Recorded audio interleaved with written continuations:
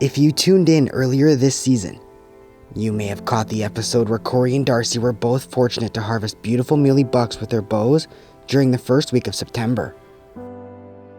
However, after one of the most successful opening weeks of hunting season we've ever had, things took a massive turn and we found ourselves struggling to connect on anything else. Since that first week, we had spent time in both elk camp and moose camp with a few glorious opportunities, but ultimately came out short of what we were after.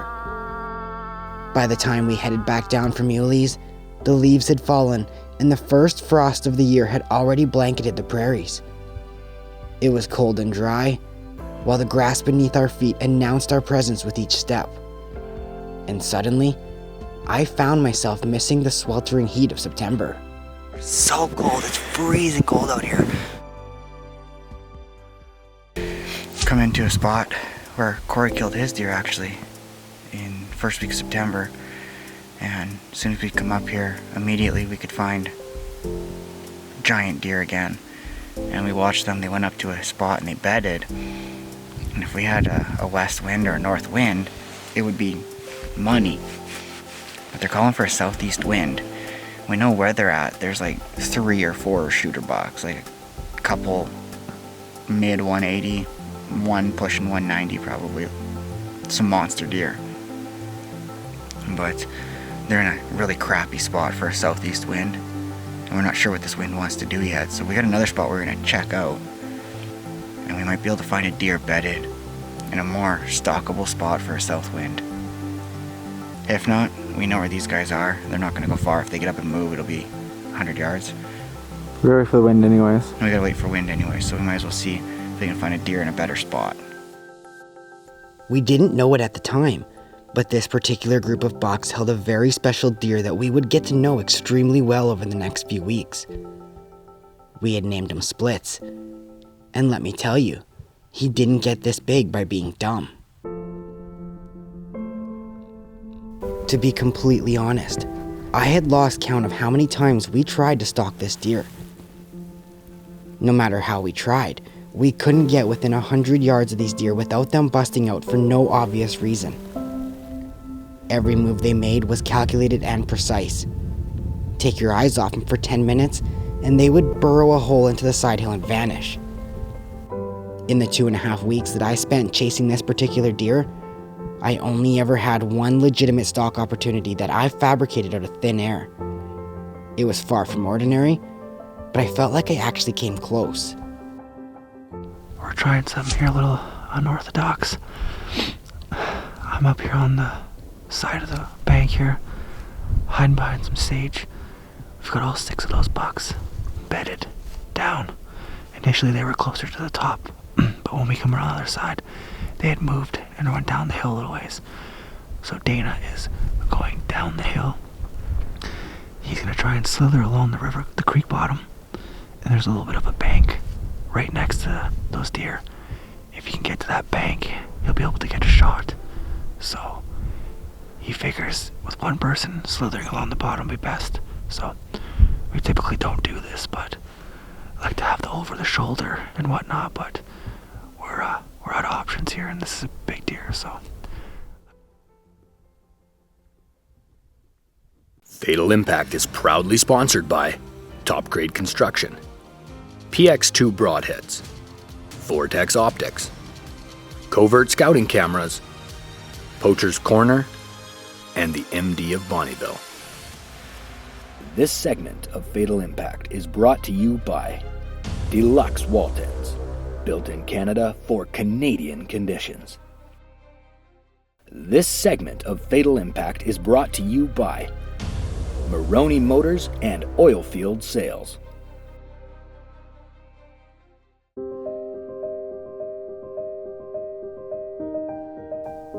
Just like every other stalk before this, something didn't feel right, and these deer rose from their beds and started feeding slowly away from me. I was hidden behind the hill and wasn't aware that they were moving. And as I closed the distance, I became more confused as to why they weren't there.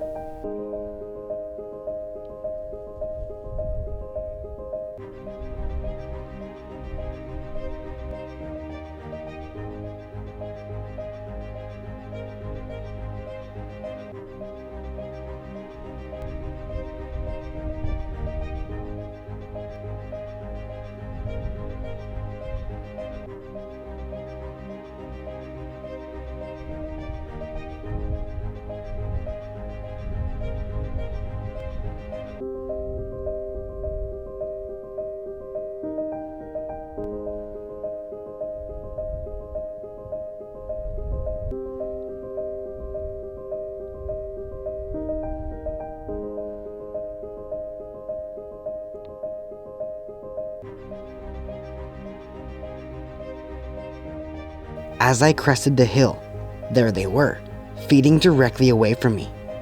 When I hit splits with the rangefinder, it showed 50 yards. Well within range, but I had run out of time. That was the closest that I would ever get to this ancient old buck, and once he had crested the hill for that last time, I had accepted defeat. I hate to admit it, but for the last week and a half of the season, I drove directly past this deer every morning in search of other deer that I may stand a fighting chance to kill. Where he was living, I knew that he likely wouldn't make it past the opening week of rifle season, and while sitting in my whitetail stand early in November, a familiar face graced across my page. It turns out I was right, and a very lucky hunter named Carson Dales had managed to connect with splits early in November. I can only imagine how that hunt unfolded, and I'm sure that he managed to give a few hunters the slip before finally falling to Carson. Either way, Splits was a deer that will forever have a place in my memory. And it's a memory that I will forever cherish, as he was one of the smartest old bucks that I'd ever had the privilege to chase across the prairies. With Splits no longer on my mind, I had turned my attention towards trying to get a few of my buddies their very first archery mule deer. Devin Nagy is a lifelong friend of mine since kindergarten, and although he was a passionate hunter, he had never had the opportunity to chase muleys before. It wasn't long into our first day when we spotted a beautiful buck bedded on the side of the hill in a glorious spot for a stalk. What does he look like?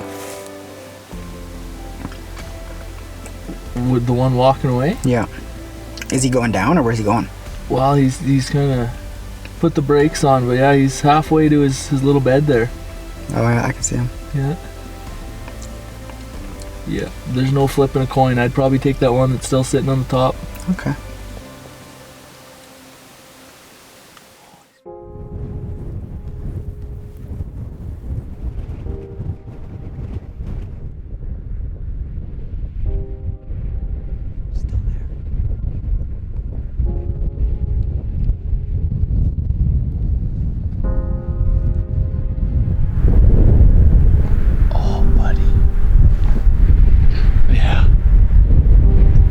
We had gotten in on this deer perfectly.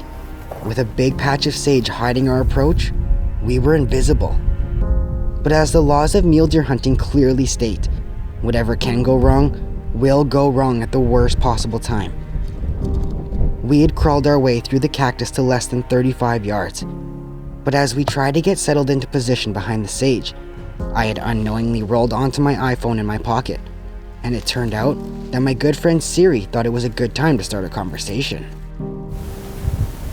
I'm sorry. I'm afraid I don't have an answer to that. He's up, Dana. He's up.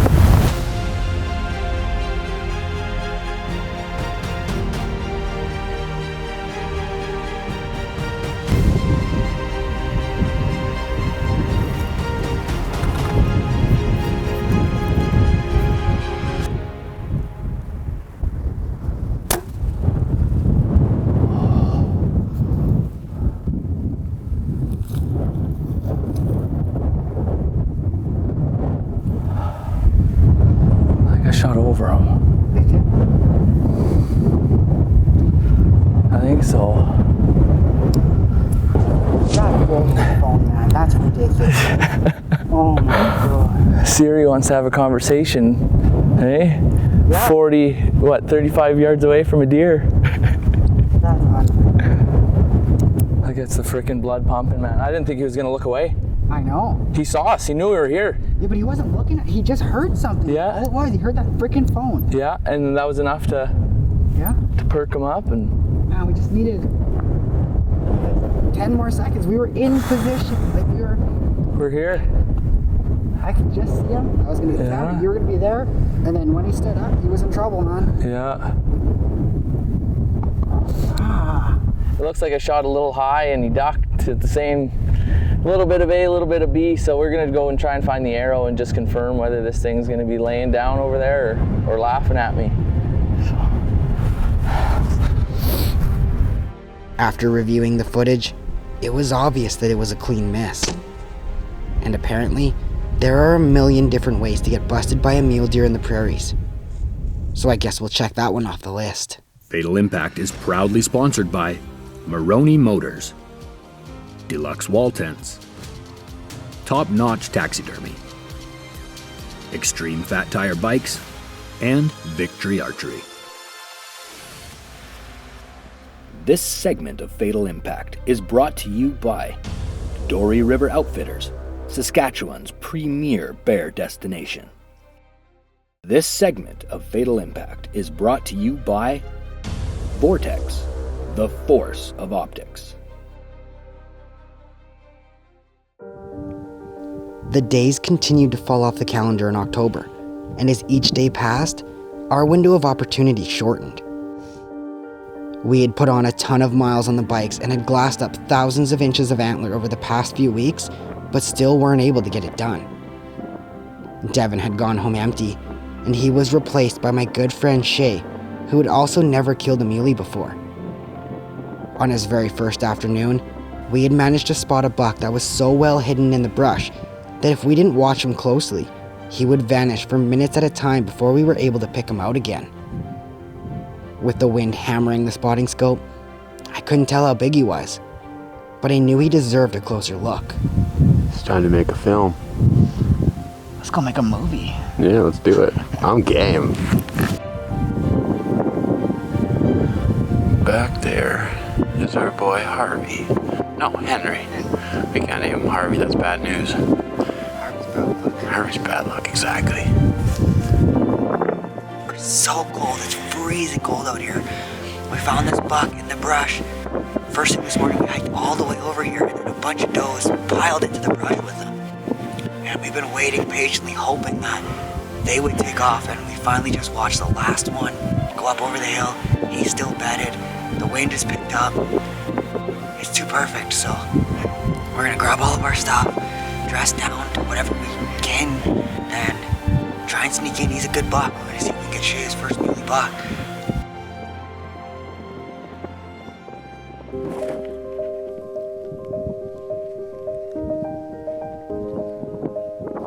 We creeped up this hill over here to my right, and there is a mule deer, and he is very hard to see. All we can see is the very top 2 points. We have an awesome wind. It's going to be tough because I don't think we're going to see him until we get over top.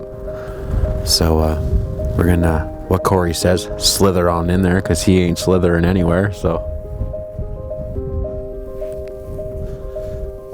got eyes on him. We got a range. He's about 95 yards just over the berm to the right here. I'm so scared.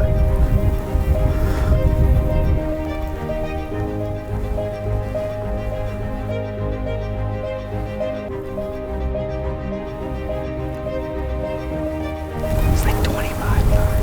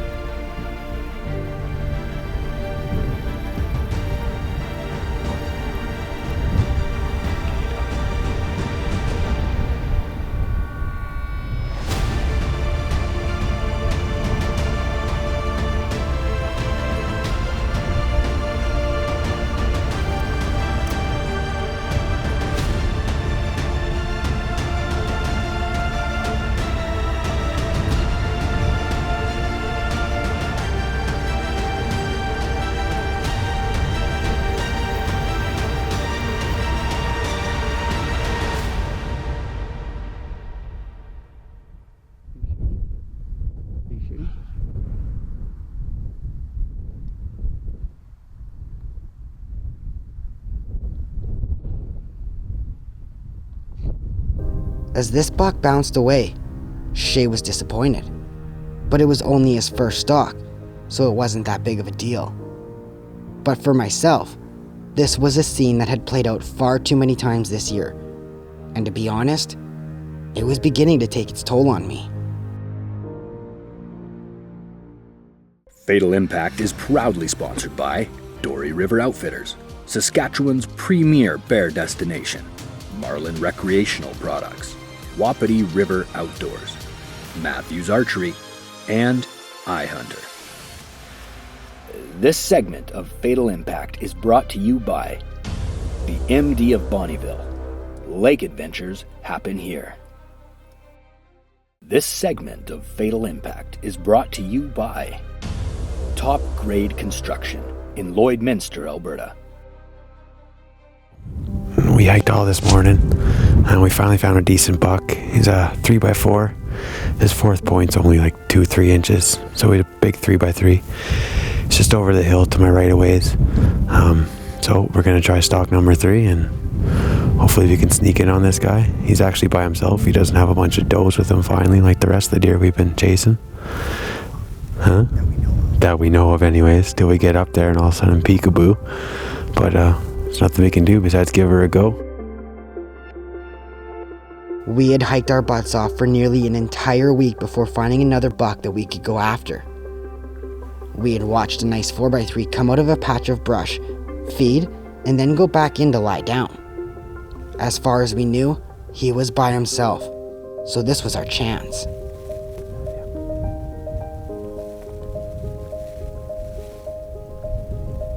We had only been in position for a few minutes when we heard rustling in the brush below us. As far as we knew, there was only one buck bedded there. But when I spotted antlers coming out below us, it definitely wasn't the same deer. I couldn't tell exactly what he was, I just knew that he was huge. This was the most foolproof setup I had ever personally found myself in. We were totally hidden in the brush, with several shooting lanes below us. No matter which direction they walked out, they were well within comfortable range. To be completely honest with you, I couldn't fabricate a situation in my mind where we wouldn't be able to get a shot at these deer. But that's where I was wrong once again. This giant buck only needed to take one more step before he would be standing in Shay's shooting lane at less than 35 yards.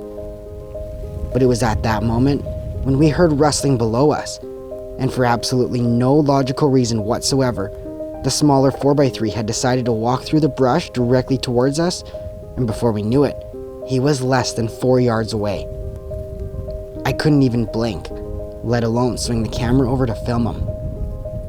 So there we sat, waiting patiently for the brush to erupt beneath us, taking any remaining hope we had left with them.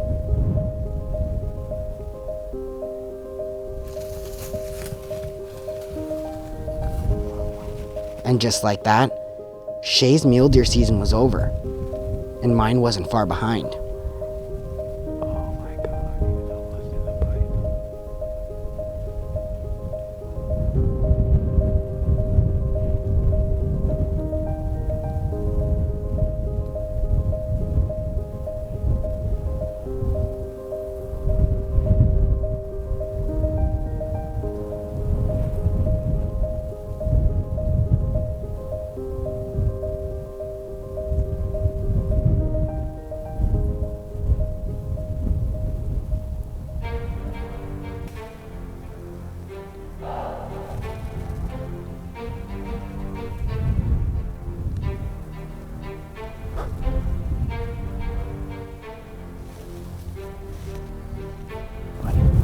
So saved.